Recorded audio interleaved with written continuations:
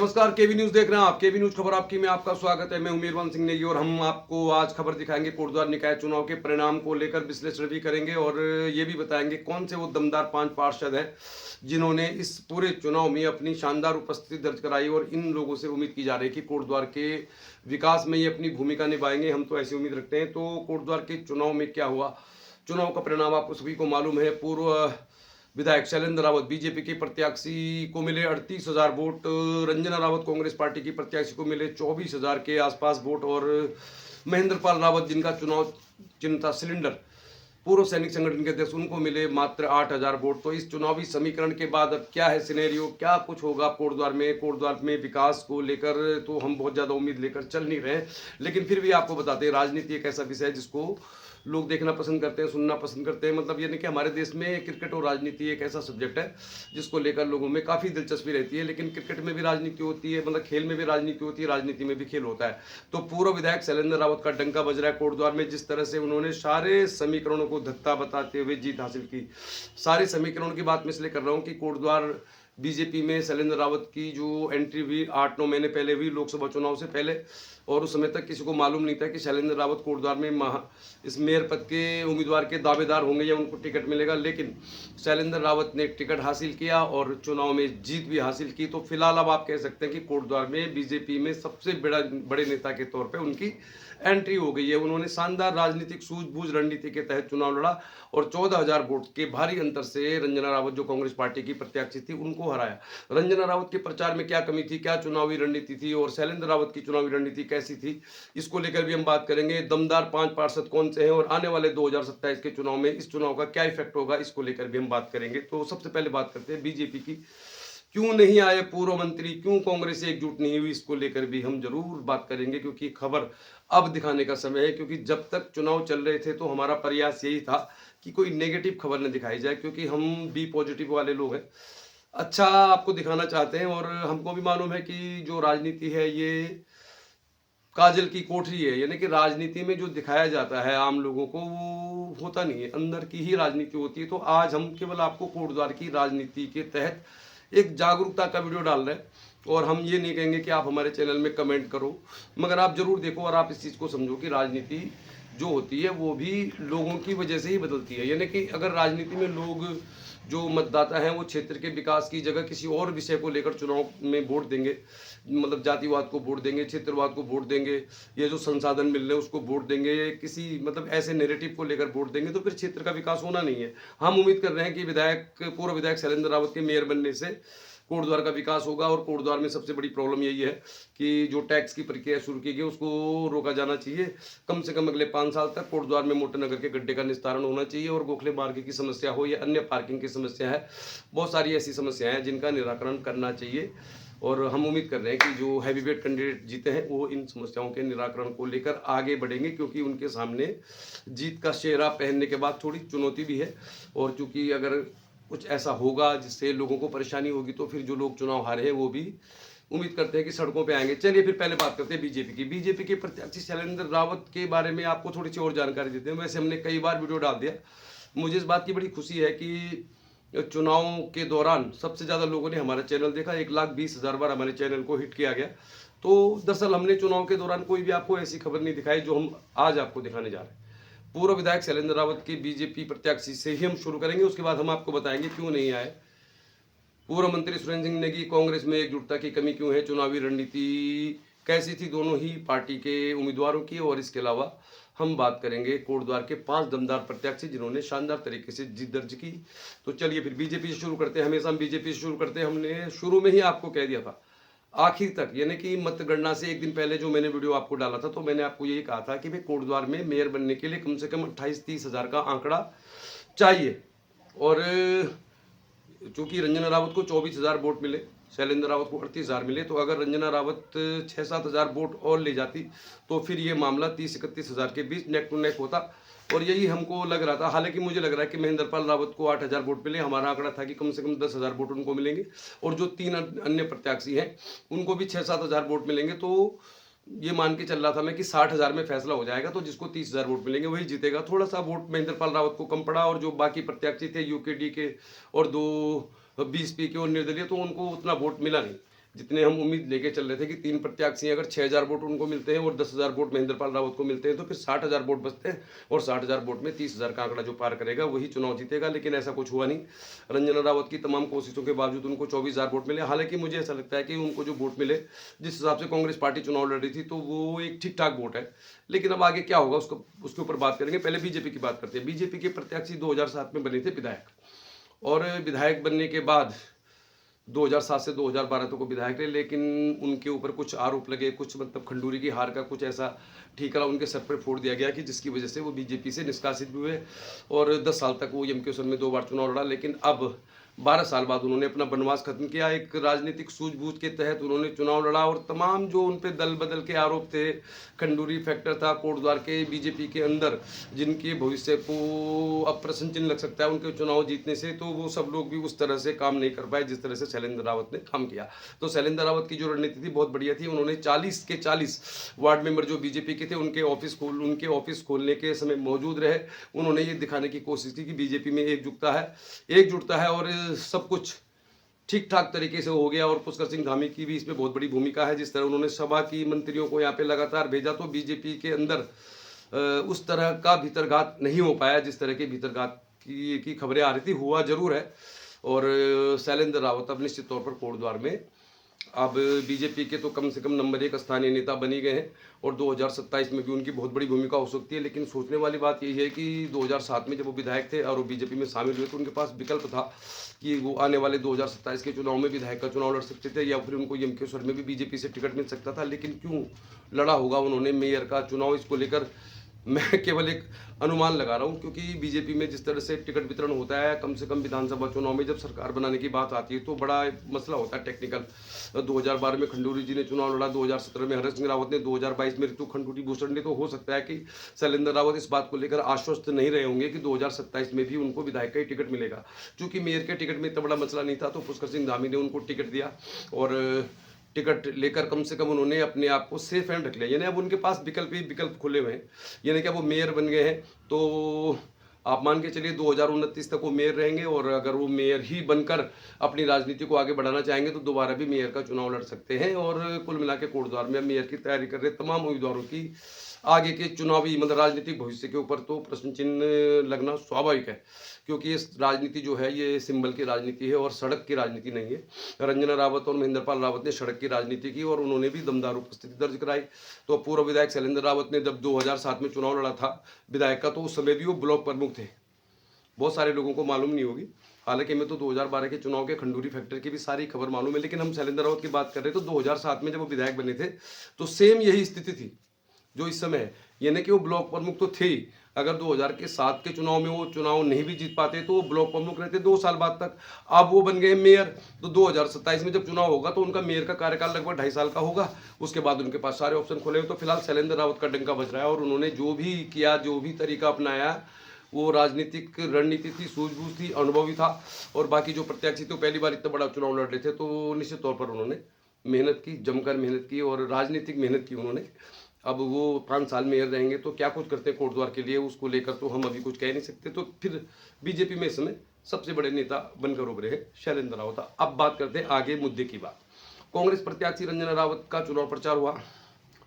राजनीति में बहुत कुछ ऐसा होता है कि जो आपको दिखाई नहीं देता। अब रंजना रावत के चुनाव प्रचार को लेकर कहें या उनके टिकट को लेकर कहें तो रंजना रावत 2-2.5 साल से हम भी उनको दिखा रहे हैं और 2-2.5 सालों से वो कोटद्वार के तमाम मुद्दों पे सड़क पर थी, इसलिए लोगों की पसंदीदा थी। लेकिन जब चुनाव आयोग ने लिस्ट जारी की कि 40,000 महिला वोटरों ने वोट दिया है तो हमने भी एक वीडियो डाल दिया था कि अगर महिला वोटर उनको एक पक्षीय मत देंगी, 40,000 में से अगर 20-21 महिला वोट 1000 वोट उनको पड़ते तो शायद वो दौड़ में रहते। लेकिन 30,000 का आंकड़ा छूना बहुत जरूरी था, वो छू नहीं पाई। अब क्यों नहीं इसमें कांग्रेस पार्टी एकजुट हुई इसको लेकर, तो दरअसल हमारा ये मानना है कि अब चूंकि चुनाव खत्म हो चुका है, वोटिंग हो चुकी है, परिणाम आ चुका है, तो इसको लेकर तो अब रंजना रावत को या फिर जो जिलाध्यक्ष विनोद डबराल हैं उनको बताना चाहिए कि भाई पूर्व मंत्री या जो कांग्रेस पार्टी के तमाम लोग थे, पूर्व ब्लॉक प्रमुख गीता नेगी हों, कोटद्वार महानगर के अध्यक्ष संजय मित्तल हों या बहुत सारे मतलब जो लोग इस कांग्रेस पार्टी से जुड़े हुए हैं वो लोग उनके प्रचार में क्यों नहीं आए। सबसे बड़ा सवाल तो यही है। तो इस सवाल का जवाब तो कायदे से कांग्रेस पार्टी के जिलाध्यक्ष विनोद डबराल को देना चाहिए, स्वयं रंजना रावत को देना चाहिए। अब तो चुनाव परिणाम आ गया। या फिर इस सवाल का जवाब दे सकते हैं पूर्व मंत्री सुरेंद्र सिंह नेगी जी, जो प्रचार में नहीं आए। बहुत सारी बातें चलती रहती हैं और बहुत सारे लोगों का मानना है कि वो भी आ जाते तो शायद रंजना रावत जीत जाती। हो भी सकता है ऐसा होता, लेकिन क्यों नहीं आए पूर्व मंत्री सुरेंद्र सिंह नेगी रंजना रावत के प्रचार में? तो जितनी मुझे जानकारी है, मुझे भी पूरी जानकारी नहीं है सच बताऊं तो, लेकिन ये बहुत बड़ा पुराना मसला है। अब जिस तरह से पूर्व विधायक शैलेंद्र रावत ने 2007 में चुनाव लड़ा, 2007 से 12 के बीच में जो कंट्रोवर्सी हुई, मतलब कुछ बातें हुई कि उन्होंने खंडूड़ी जी के लिए सीट खाली नहीं की। 2012 में खंडूड़ी जी के चुनाव को लेकर भी इस तरह की बातें हैं जो आधी सच है आधी गलत है। मैं स्पष्ट तौर पर बता दूं क्योंकि हम उस समय इस चुनाव को देख रहे थे। तो उसी तरह रंजना रावत के साथ भी संभवतः कुछ ऐसी बातें हैं अतीत की, जब हेमलता नेगी ने चुनाव लड़ा होगा, मतलब सेम टू सेम जैसे शैलेंद्र रावत के बारे में बहुत सारी बातें चल रही है। उन्होंने तो अब सारी चीज़ों को ध्वस्त करते हुए मतलब कोटद्वार में अपना डंका बजा दिया है। तो 2019 में जब पहली बार चुनाव हुआ था, निकाय चुनाव हुआ था मेयर का, तो उस समय की बात हो सकती है, या फिर 2017 के चुनाव की बात हो सकती है, 2022 के चुनाव की बात हो सकती है, जिसको लेकर पूर्व मंत्री की नाराजगी होगी। हालांकि हमें ऐसा लगता है कि जो मैं आपको बात बताने चाह रहा हूँ, क्योंकि हो सकता है आपने हमारे पूरे वीडियो नहीं देखे होंगे। दरअसल बात पहले से साफ थी कि न तो सुरेंद्र सिंह नेगी चुनाव लड़ना चाह रहे थे, न उनकी वाइफ ने चुनाव लड़ना था। क्योंकि जब कोटद्वार में पार्टी प्रत्याशी को लेकर एक मीटिंग हुई थी, जोत सिंह गुंसोला जो आए थे, जो प्रभारी थे पौड़ी के, तो वहाँ पर काफ़ी गर्मा गर्मी हुई थी। और वहाँ पर पूर्व काबीना मंत्री सुरेंद्र सिंह नेगी ने मंच से खुलेआम कह दिया था कि न तो मैं चुनाव लड़ूंगा, न मेरी पत्नी चुनाव लड़ेगी। जो भी लोग चुनाव लड़ने की तैयारी कर रहे हैं, पार्टी जिसको भी टिकट देगी तो वही हमारा प्रत्याशी होगा। हालांकि वो साइलेंट रहे। अब सुरेंद्र सिंह नेगी पूर्व मंत्री इस पूरे चुनाव के दौरान प्रचार में भले ही न दिखे हों, लेकिन ऐसी भी कोई खबर नहीं आई कि जिससे ऐसा साबित होता हो कि उन्होंने पार्टी प्रत्याशी के खिलाफ कुछ कहा हो, प्रचार किया हो। क्योंकि आज के टेक्नोलॉजी के ज़माने में तो बहुत आसान है। तो फिलहाल सुरेंद्र सिंह नेगी ने रंजना रावत के लिए प्रचार नहीं किया। क्यों नहीं किया, इसका जवाब तो कांग्रेस पार्टी के जिलाध्यक्ष को और रंजना रावत को ही देना चाहिए, या फिर जो कोटद्वार में पत्रकार है पूर्व मंत्री सुरेंद्र सिंह नेगी से पूछ सकते हैं। क्योंकि राजनीति हमेशा किसी की व्यक्तिगत प्रतिष्ठा का विषय नहीं होता। राजनीति से पूरे कोटद्वार का विकास जुड़ा हुआ है, और विपक्ष भी अगर दमदार रहता है तो सरकार पर दबाव रहता है। तो हमारा ये मानना है कि अतीत का कुछ ऐसा विषय जरूर है जिसको लेकर सुरेंद्र सिंह नेगी नाराज थे रंजना रावत से, और रंजना रावत ने भी टिकट मिलने से पहले ही नामांकन पत्र ले लिया था। तो ये एक ऐसा विषय है जिस पर जवाब तो रंजना रावत को ही देना चाहिए, या फिर विनोद डबराल जो जिलाध्यक्ष है कांग्रेस से उनको देना चाहिए, या फिर पूर्व मंत्री ही दे सकते हैं। हो सकता है कि आने वाले 10-15 दिनों में सवाल का जवाब मिल जाए, लेकिन जितनी जानकारी हमको है, हम ये कहना चाह रहे हैं आपको कि ये बहुत पुराना मामला है। अतीत में कुछ ऐसा हुआ होगा जिसको लेकर नाराजगी थी। अब ये तो साफ साफ हो जाना चाहिए कि कौन गलत है कौन सही है, कौन गलत है कौन सही है। क्योंकि पूर्व काबीना मंत्री को भी 2027 में चुनाव लड़ना है, और ऐसा भी नहीं है कि वो इस बात से वाकिफ ना हो कि कल सवाल पूछेंगे लोग कि भैया आपने रंजना रावत के लिए प्रचार खुलकर नहीं किया। तो निश्चित तौर पर उनको इस बात का जवाब भी मालूम ही होगा, और इस सवाल का जवाब तो अब आने वाले 10-15 दिनों के अंदर किसी न किसी मोड़ पर कोई ना कोई बता ही देगा। क्योंकि हार के बाद कारण बताने में मुझे लग रहा है कोई परेशानी नहीं है। करण महारा को भी इस बात का जवाब देना चाहिए कि जब उन्होंने टिकट दिया है, क्योंकि करण महारा और हरक सिंह रावत की भी बहुत बड़ी भूमिका रही है रंजना रावत को टिकट दिलाने में। तो चूंकि वो राज्य के अध्यक्ष हैं करण महारा, उनको बताना चाहिए कि कोटद्वार निकाय चुनाव में अगर 7-8 हज़ार वोट और मिलती रंजना रावत को तो बन जाती मेयर। तो फिर करण महारा भी बता सकते हैं इस बात का जवाब कि पूर्व काबीना मंत्री सुरेंद्र सिंह नेगी को प्रचार में क्यों नहीं लाए। ये बड़ा सवाल है, और इस सवाल का जवाब बहुत लंबे समय में मालूम चलेगा। राजनीति बड़ी निर्मम चीज़ है, इसमें कोई किसी का अस्थाई दोस्त दुश्मन नहीं होता। पूर्व विधायक शैलेंद्र रावत की जीत के बाद जब जुलूस निकला तो कैमरे में आजकल कुछ छुपता नहीं है, मतलब अब जमाना बदल गया है। तो बहुत सारे लोग मायूस थे, मतलब जो है तो बीजेपी के ही नेता, किसी को टिकट नहीं मिला, किसी को शायद ये लगता रहा होगा कि चुनाव परिणाम क्या आता है। चलिए फिर अब इन बातों पर गौर करने का समय नहीं है। हम उम्मीद कर रहे हैं कि पूर्व विधायक शैलेंद्र रावत अब मेयर बन गए हैं, तो अब टैक्स प्रक्रिया, मोटरनगर का गड्ढा, ट्रेचिंग ग्राउंड का, बहुत सारे ऐसे मसले हैं जिनके समाधान में जिस तरह से उन्होंने जीत दर्ज की है कुछ हेल्प मिलेगी, और यही मुद्दा है, यही उनके सामने चुनौती भी है। लेकिन उन्होंने फिलहाल तमाम दल बदल, खंडूरी फैक्टर, जितने भी सारे फैक्टर थे उनको ध्वस्त करते हुए एक रणनीतिक जो तरीके से चुनाव लड़ा और उन्होंने जीत हासिल की। तो जो उलटफेर की बात की जा रही थी उसको उन्होंने विराम लगा दिया है। अब बात करते हैं पार्षद की। तो पार्षद प्रत्याशियों ने ही चुनाव में खूब जोर लगाया, और पार्षद प्रत्याशियों ने ही आखिरी 3 दिनों में जिस तरह संसाधनों का इस्तेमाल किया, तो भाई आप ही मान के चलिए, चुनाव में चाहे महिला कीर्तन मंडली है वो हम तो दिखाते खबर बिंदास, चाहे जो युवा रहे वो सभी लोगों को मतलब पार्षद प्रत्याशियों ने अपनी शानदार दमदार संसाधनों की इस्तेमाल से बिल्कुल खुश कर दिया। और बहुत सारे ऐसे वार्ड थे जहाँ पे खूब धन का वितरण हुआ, मतलब खूब सारी सुविधाओं का वितरण हुआ। वैसे भी 3 लाख रुपए की तो सीमा थी पार्षदों के भी खर्च करने की, और खर्च के मामले में जरूर थोड़ा सा कांग्रेस पार्टी के प्रत्याशी मुझे लग रहा है थोड़ा सा उस तरह से मैनेजमेंट नहीं कर पाई, लेकिन फिर भी 24,000 वोट रंजन रावत को मिले। 8,000 वोट अगर पूर्व सैनिक संगठन के अध्यक्ष को मिले बिना बैनर तले, तो फिर ये भी एक ठीक ठाक उपलब्धि है। अगर ये लोग अपने वोटों के सहारे कोटद्वार के विकास के लिए लगातार इस तरह ही प्रदर्शन करते रहेंगे जैसे पहले करते रहे, तो फिर कोटद्वार को इससे फायदा होगा। पार्षदों की बात हम कर रहे थे, तो हमारी नज़र में जो टॉप 5 पार्षद है, वैसे मुझे देखिए बहुत ज़्यादा जानकारी नहीं है, 40 वार्ड है, लेकिन जिन 5 पार्षदों को हमें लगता है कि ये बहुत बढ़िया राजनीतिक सूझबूझ वाले व्यक्ति हैं, तो उनमें सबसे पहले बीजेपी के प्रत्याशी जो कोडिया से है, सुभाष पांडे इनका नाम आता है। ये पहले प्रधान भी रहे, 2 बार लगातार पार्षद भी बने, तो ये मान के चलिए कि इन्होंने अपने क्षेत्र में कुछ काम किया होगा। इसके बाद बारी आती है सूरज प्रकाश कांति।